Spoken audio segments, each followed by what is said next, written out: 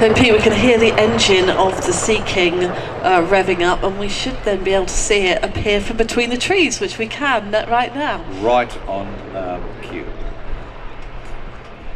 I'm beginning to think that yellow is definitely a good colour at Ragley Hall. And anyone with a camera is going to get a real treat today, be able to take some photographs of this really enormous helicopter. Crew today, captain is Andrew Whitey Whitehouse. He is the owner and founder of Historic Helicopters.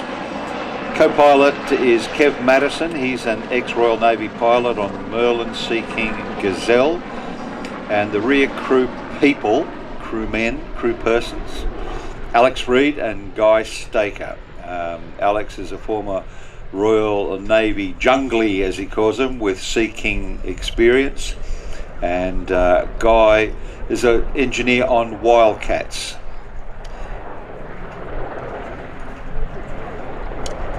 Historic Helicopters was started by Andrew in 2013, preserving ex-MOD helicopters to operate and maintain them.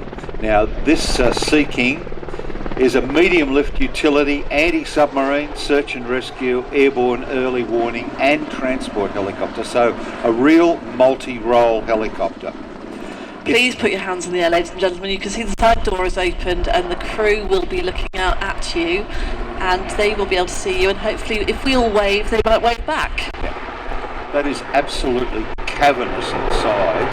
I was lucky to be permitted to get inside the fuselage, and it is monstrous in there.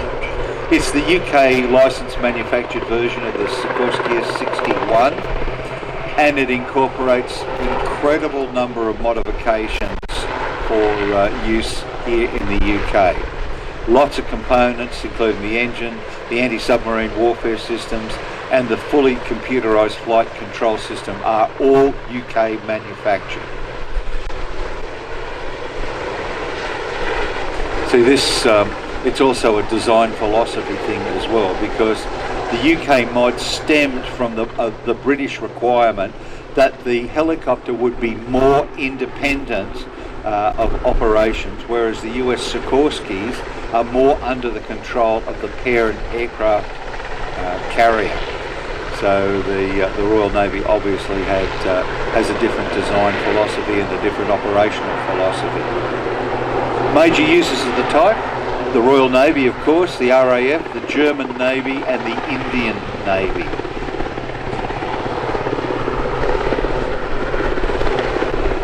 Quite a large helicopter really, rotor diameter of 62 feet, just under 19 metres, a length of 55 feet, and as I said, inside that fuselage it's cavernous.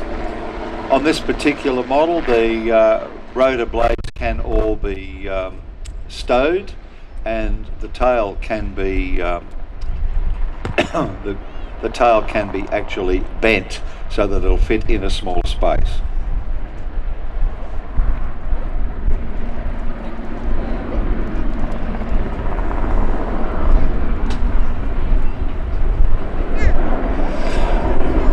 UK operations in the Falklands campaign on troop transport, anti-submarine and also search and rescue.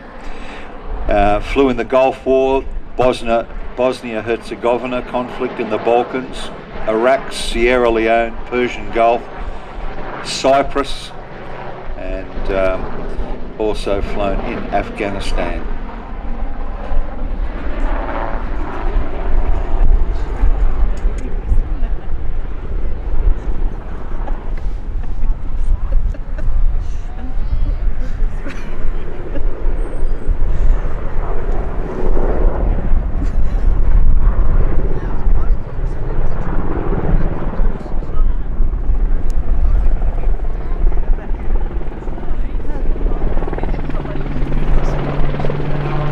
Missions in the Falklands were flown also by Prince Andrew, then Duke of York, and later in 2010 Prince William, then the Duke of Cambridge. He flew Sea Kings on SAR operations with the RAF number 22 Squadron at RAF Valley, Anglesey.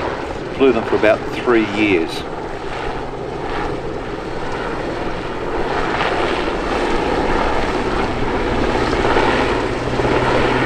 Prince William went on to continue flying helicopters for 2 years with the East Anglia Air Ambulance, and now you can see one of the principal roles of this particular helicopter.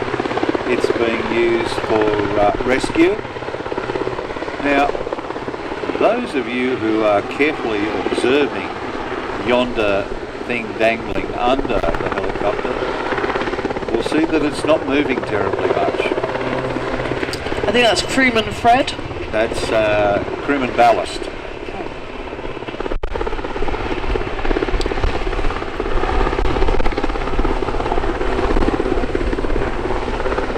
These helicopters have proved themselves over and over and over again on maritime and land-based rescues for many, many years. The type was extensively used in the UK, Australia, India, Belgium, Norway, Egypt, Qatar, and some of these aircraft have been donated to and are currently flying with Ukraine. Slava Ukraini.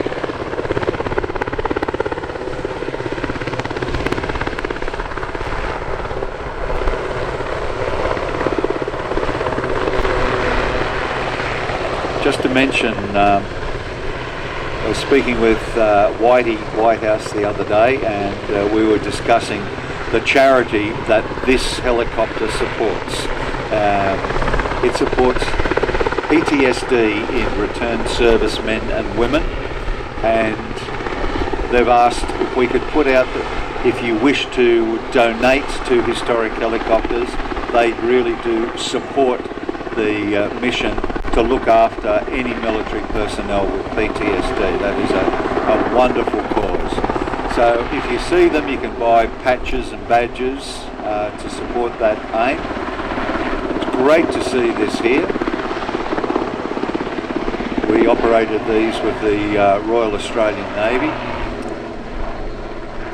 and they operated for many years before being replaced by the Taipan, and then now very quickly replaced by the Romeo Seahawk.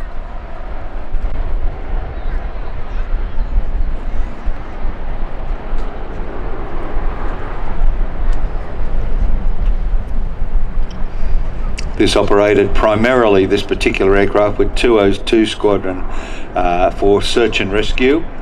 It was restored to flight in 2002 by Historic Helicopters. And for those of you who have seen Mission Impossible recently, you will see Marine One. This was the aircraft that represented Marine One in Mission Impossible.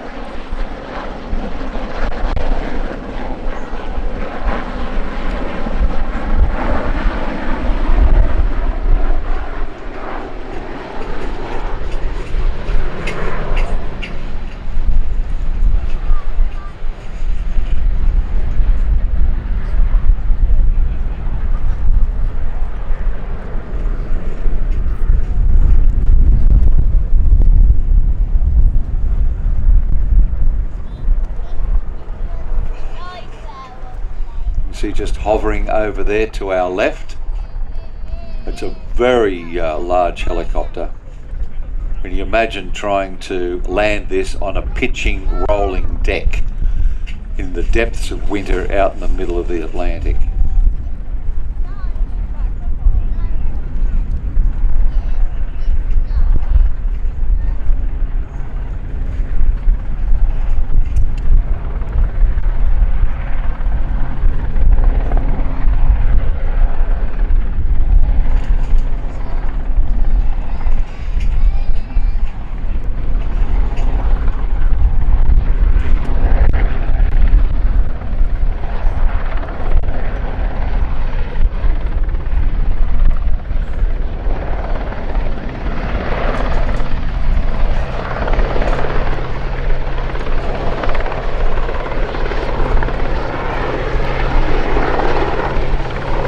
Well, ladies and gentlemen, boys and girls, as Andrew and Kev fly the aircraft back through, trailing the RAF ensign, give them a big wave, because they can certainly see you from up there.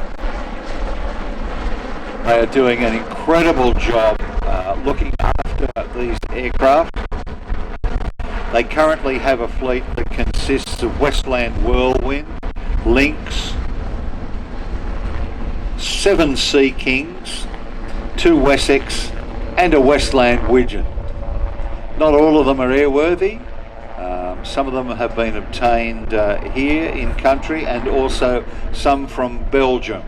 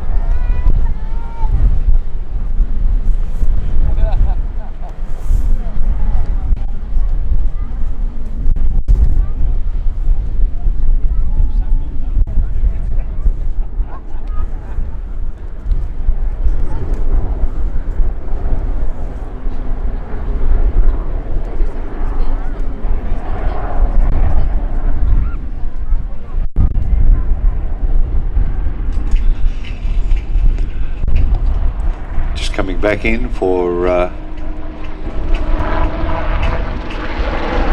high-speed pass.